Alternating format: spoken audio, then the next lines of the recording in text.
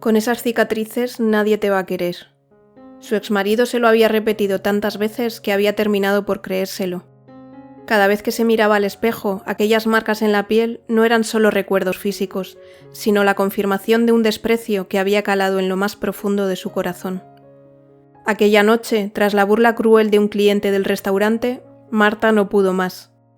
Dejó los cubiertos sobre la mesa y con la respiración agitada se encerró en el almacén. Se acurrucó entre cajas, abrazándose los hombros, intentando hacerse pequeña. En medio del silencio roto por su llanto, alguien abrió la puerta, y lo que estaba a punto de decirle iba a cambiarle la vida. ¿Quién entró en ese almacén y qué palabras derrumbaron la voz de su agresor que llevaba años en su cabeza? Quédate, la historia empieza aquí. Marta tenía 39 años y vivía en Madrid, en un modesto piso de alquiler en el barrio de Tetuán. Su vida no había sido fácil. Había pasado 10 años casada con un hombre que la hizo sentir pequeña, inútil, indigna de cariño. Se separó después de reunir fuerzas durante mucho tiempo, y aunque había conseguido alejarse, las cicatrices que él le había dejado en la piel y en el alma seguían ahí, recordándole cada día lo que había soportado. Trabajaba como cocinera en el restaurante Los Arcos, un local de barrio con historia. El lugar estaba descuidado, la pintura agrietada, las sillas cojas, el letrero de la entrada medio apagado. Pero la cocina era grande, sólida, con buenos fogones y espacio para soñar. A pesar del desorden, todavía tenía un aire de grandeza pasada. Ese era el motivo por el que Álvaro había puesto sus ojos en él. Unos días antes se presentó en el restaurante como el nuevo camarero. En realidad, era el nuevo dueño, y también un chef reconocido con años de experiencia en la alta cocina y su nombre mencionado en revistas especializadas.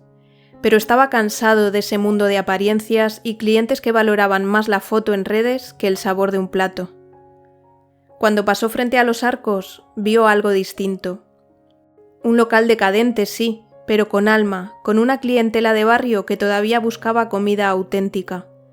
Había decidido comprar aquel local porque quería demostrar que la verdadera gastronomía no necesitaba manteles de lino ni copas de cristal fino, sino honestidad y pasión.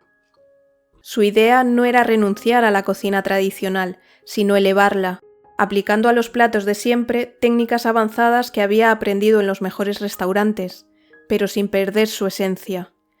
Un guiso podía seguir siendo un guiso, pero con un punto de perfección que lo hiciera inolvidable.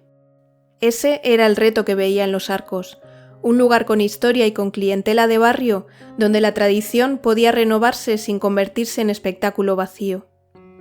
Por eso, antes de ponerse la chaquetilla de chef y empezar a dar órdenes, eligió lo contrario, un delantal sencillo y unas cuantas jornadas como camarero, observando en silencio, conociendo a la gente que pronto iba a guiar. Marta, que llevaba más de 10 años en esas cocinas, se movía con naturalidad entre ollas y sartenes, dominando cada receta con un cuidado casi artesanal. Era buena en lo suyo, nadie lo dudaba. Pero fuera de los fogones se esforzaba por pasar inadvertida. Mangas largas, cabello recogido, voz baja. Solo quería hacer bien su trabajo y marcharse a casa. Hasta que esa noche ocurrió algo que rompió su rutina. Uno de los clientes habituales, un hombre ya entrado en copas, la llamó a gritos para felicitarla por un guiso que había salido especialmente bueno. Marta, sorprendida, salió un momento de la cocina para agradecerlo. El hombre sonrió, pero al fijarse en las cicatrices de su brazo, soltó una broma cruel que hizo reír a la mesa.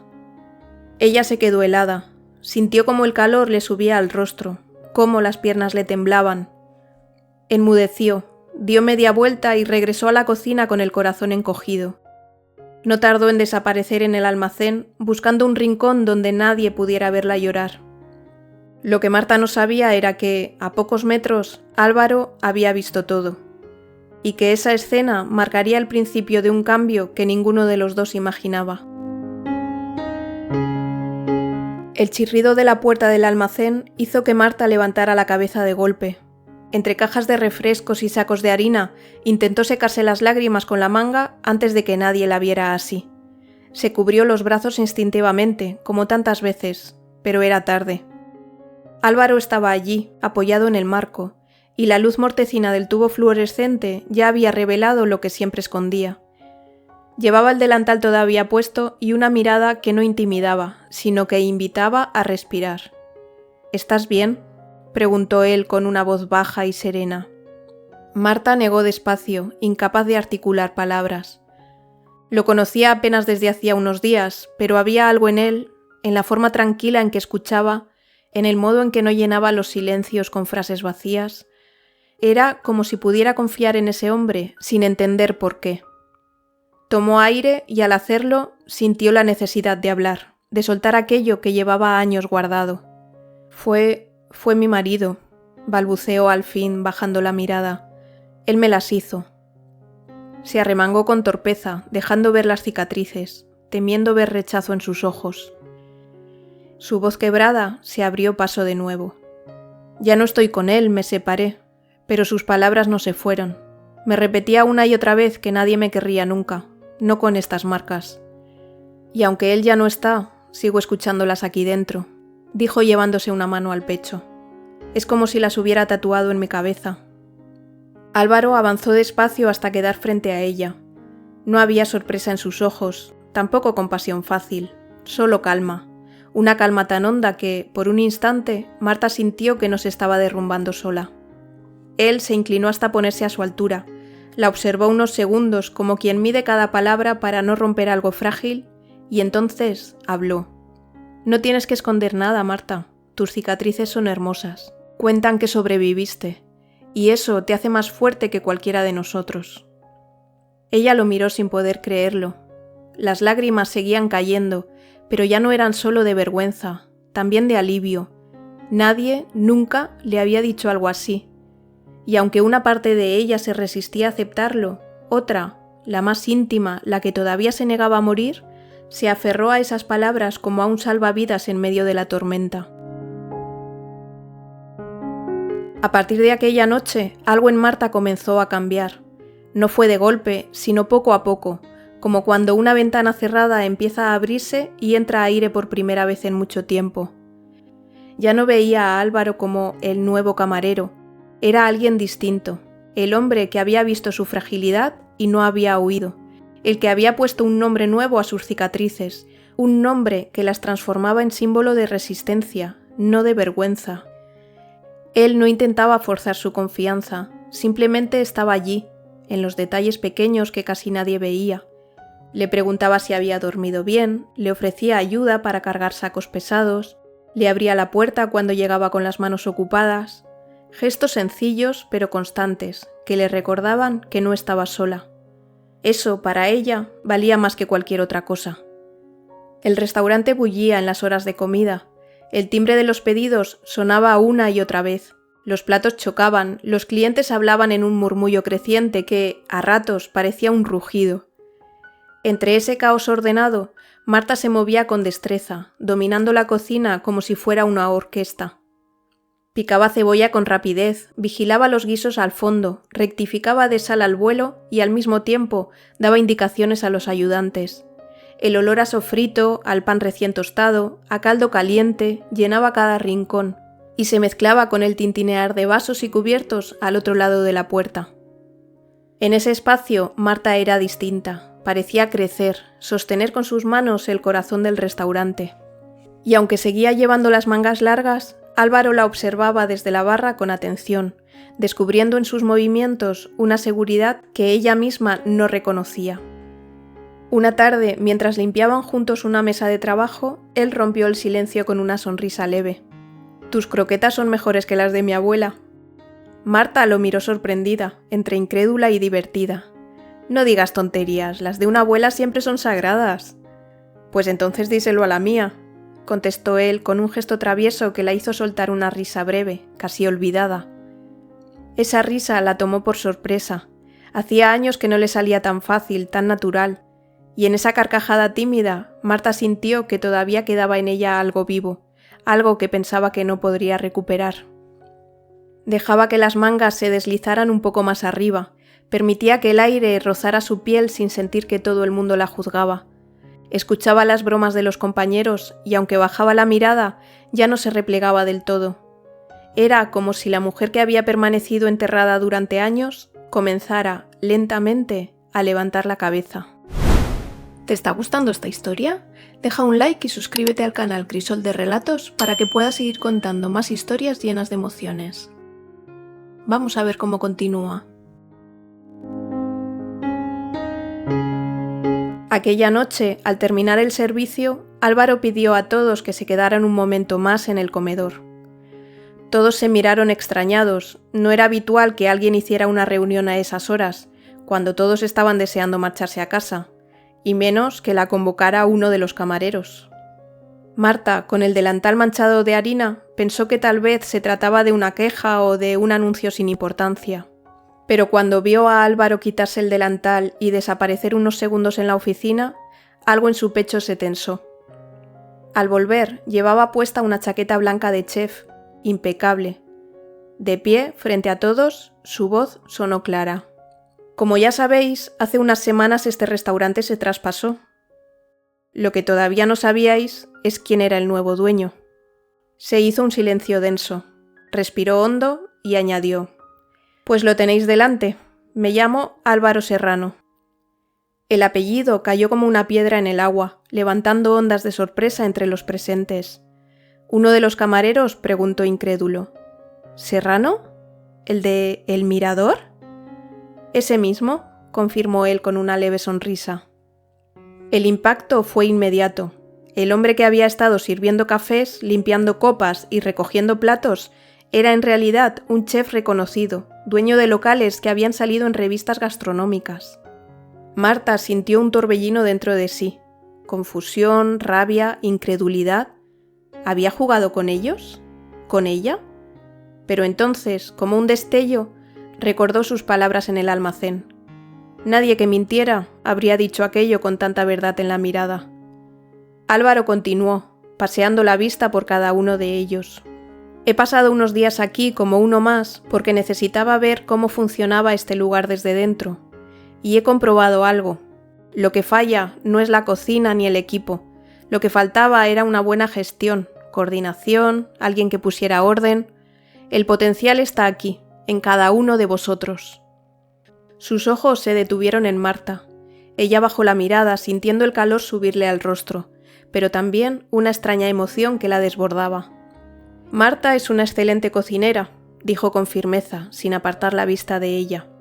Con su talento en la cocina y con pequeños cambios que iremos introduciendo, este restaurante puede convertirse en un referente. No quiero que olvidemos la tradición de este barrio, pero tampoco quiero que tengamos miedo de crecer». Las palabras flotaron en el aire. Los demás asintieron, algunos sorprendidos, otros visiblemente aliviados al escuchar que no habría despidos, sino todo lo contrario, un proyecto nuevo. Cuando la reunión terminó y los demás empezaron a marcharse, Marta se quedó recogiendo utensilios en silencio. Sentía un nudo en el estómago, incapaz de ordenar lo que pasaba por su cabeza. Álvaro se acercó despacio, ya sin la formalidad del discurso, y habló con voz baja. «Marta, sé que has confiado en mí y quiero que tengas claro que lo que compartimos en estos días ha sido sincero. Me he comportado como soy, sin máscaras. La única diferencia es que no sabías que era el dueño, pero eso no cambia nada». Ella lo miró con las manos aún húmedas por fregar una bandeja, y murmuró: «Te creo, confío en ti. Y gracias por tus palabras y por confiar en mi cocina delante de todos». Él sonrió con un brillo travieso en los ojos. «Ya te lo había dicho, tus croquetas son mejores que las de mi abuela». Marta rió suavemente, con una mezcla de pudor y alivio. En las semanas siguientes, los cambios se hicieron visibles. Álvaro ya no llevaba el delantal sencillo de camarero, sino la chaquetilla blanca de chef, y ocupaba su lugar natural frente a los fogones. No solo daba órdenes, enseñaba, corregía con paciencia, compartía lo que había aprendido en cocinas de alto nivel. Una mañana, mientras Marta preparaba un guiso de carne, él se colocó a su lado y con gesto atento le mostró cómo lograr que la salsa quedara más brillante sin perder el sabor casero. «No es cuestión de disfrazar la tradición», le explicó, «sino de darle el cuidado que merece». Marta lo escuchaba con atención, sorprendida de lo mucho que podía aprender sin sentir que la menospreciaban. En la sala también se notaba el cambio.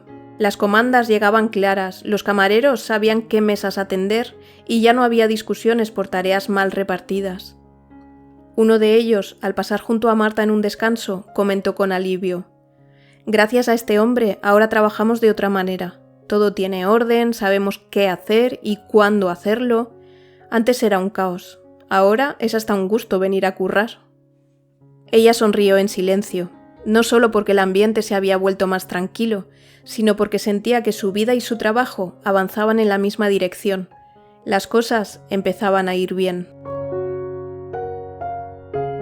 Cuando apenas comenzaba a aceptar el nuevo rumbo de su vida, alguien regresó de forma inesperada. El restaurante estaba lleno aquella tarde. Un cliente habitual pidió felicitar al chef por un estofado que le había recordado al de su madre. Álvaro salió a la sala, agradeció con una sonrisa y, sin pensárselo, señaló hacia la cocina. «La receta original es de Marta, yo solo la adapté un poco. Si quiere felicitar a alguien, es a ella». El hombre insistió en verla y Marta, tímida, se dejó convencer. Caminó hasta la mesa con Álvaro a su lado. Apenas había dado las gracias cuando una voz familiar, tan hiriente como inesperada, heló el aire. «Vaya, vaya, mírala». Julián, su exmarido, estaba de pie junto a la entrada, con los brazos cruzados y esa media sonrisa que siempre había usado para humillarla. Los comensales se giraron curiosos. Algunos reconocieron la tensión al instante. Marta sintió como el suelo se le movía bajo los pies. El corazón le golpeaba en el pecho, las manos le temblaban. Durante un segundo, todo lo que había avanzado se desmoronó, y volvió a sentirse la mujer que bajaba la cabeza y aguantaba en silencio. Julián avanzó unos pasos y la miró de arriba a abajo, con desdén. «¿De verdad te crees algo porque cocinas aquí? Esto sigue siendo un tugurio, igual que tú. Por mucho que lo maquilles, nunca serás más que la misma mujer rota de siempre». Las palabras, veneno disfrazado de ironía, se expandieron por el comedor. El murmullo de los clientes se apagó. Todos comprendieron que asistían a una escena incómoda. Álvaro, a su lado, la miró un segundo. No necesitó más que una mirada para entender lo que estaba pasando. Vio el temblor en los hombros de Marta, el color que le huía del rostro, y entonces intervino. «Aquí no se toleran gritos ni insultos. Si quiere hablar con Marta, tendrá que hacerlo en otro lugar y con respeto. Si puede calmarse, los invito a pasar a mi despacho». Julián soltó una carcajada seca. «¿Y tú quién te crees para ponerme condiciones? Soy el dueño de este restaurante, y en mi casa el respeto no se negocia». El silencio fue aún más pesado. Algunos clientes apartaron la vista, otros miraron con expectación. Finalmente, Julián resopló con gesto burlón. «Muy bien, señor dueño, vayamos a tu despacho. A ver si ahí su gran cocinera se atreve a abrir la boca». Álvaro lo condujo por el pasillo hasta el despacho. Marta lo siguió con las piernas pesadas, luchando contra la ansiedad que la ahogaba. Al llegar, Álvaro abrió la puerta y entró, dejando claro que no pensaba dejarla sola con aquel hombre. «Aquí podéis hablar».